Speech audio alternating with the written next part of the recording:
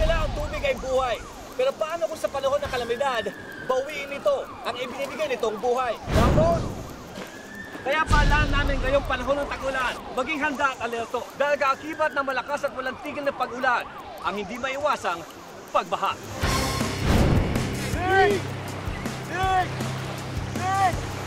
Posibleng mabuo bilang isang bagyo ang namatang lugar. Ngayon pumasok ng tag-ulan, ugaliing makinig o manood ng balita para maging alerto sa mga paparating na bagyo.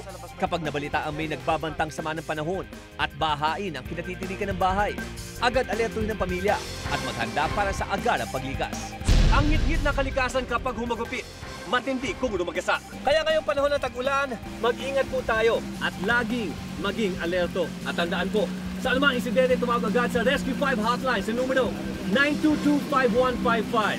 Dalang Rescue 5 mula aksidente sa kalsada hanggang sa bahay mo. Kahit pa bumabagyo, aaksyonan ora mismo.